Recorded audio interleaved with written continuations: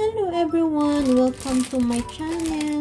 Ngayon ay magluluto tayo ng stir-fried udon. At meron tayong 1 egg, chopped onion, and then garlic, minced garlic, and then I have a Napa cabbage. Slice ko na siya. This is sliced already, and then this is sliced carrots. So, natin ay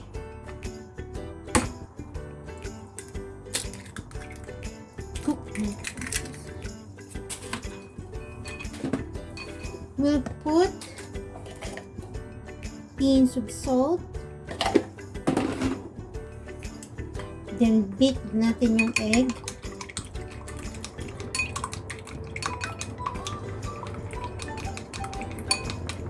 Okay.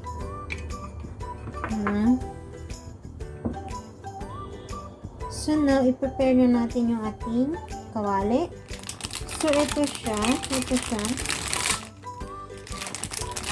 Ayan. Ito yung fried udon. This is Japanese fried udon.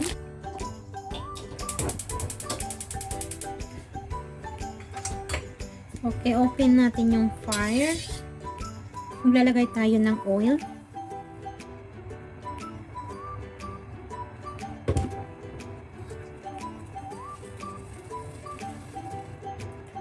I-fry natin muna yung egg.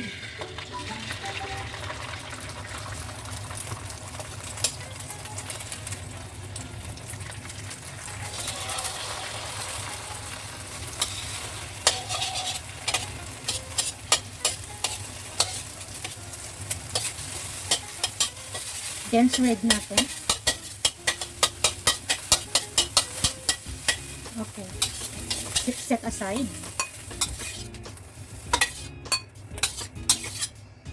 Okay. In the same wok, maglagay tayo ulit ng oil.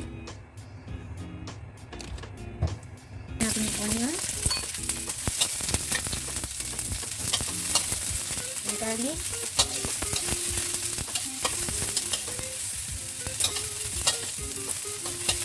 Pag medyo brown na siya, ilagay natin yung carrots.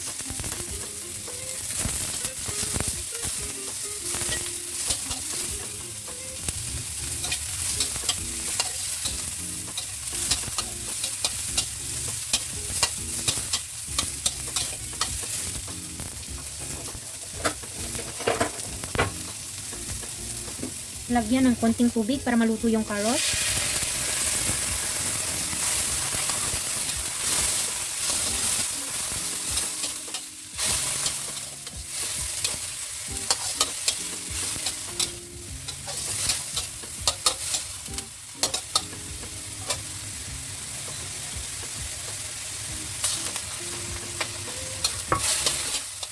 Ilagay natin yung Napa cabbage.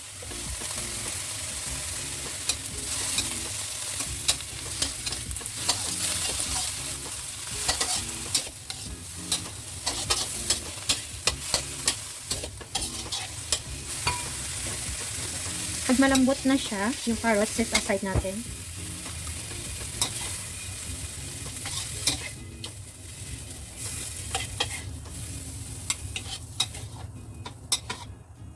In the same wok, maglagay tayo ng water. Yung ating fried udon ay sa loob niya merong sauce. Yan, meron siyang seasoning. So, tanggalin natin. Isang seasoning lang gagamitin natin. At isang fried udon. Ito is pair po sila.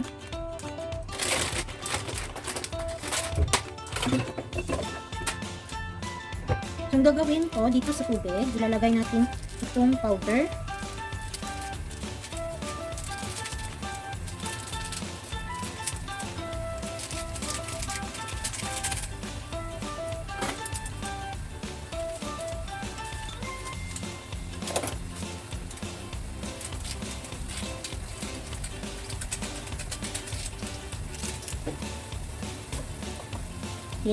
Mix natin. Mix natin hanggang sa matunaw yung powder.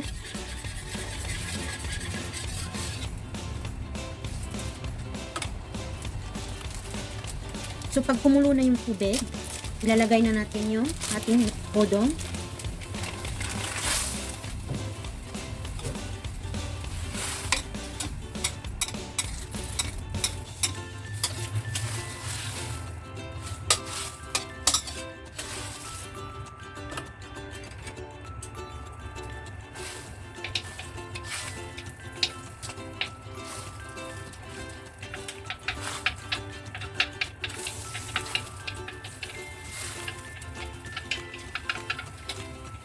So, ayan, hayaan muna natin siya na maluto siya dyan pag medyo malambot na konti. Okay, ilagay natin yung ating vegetables para mas malambot yung ating cabbage at saka yung ating carrots. Yung vegetables, pwede nyo dagdagan ng green na vegetables para mas colorful. Or pwede din kayo magdagdag ng meat like sliced pork or sliced beef.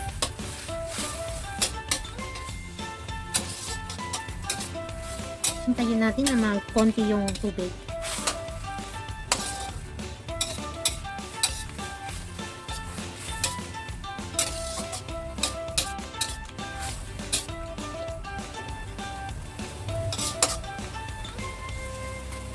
So, simmer natin siya ng ilang minutes no, hindi natin siya tatakpan. Papakuluin na natin siya.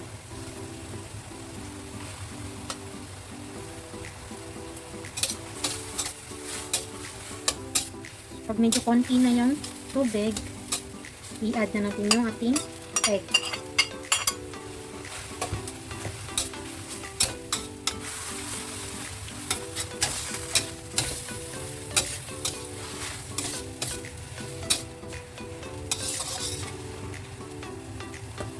So, pwede na natin siyang tikman.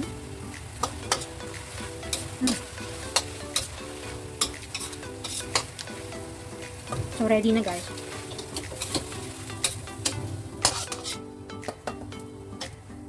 Ready na yung ating stir-fried udon with egg.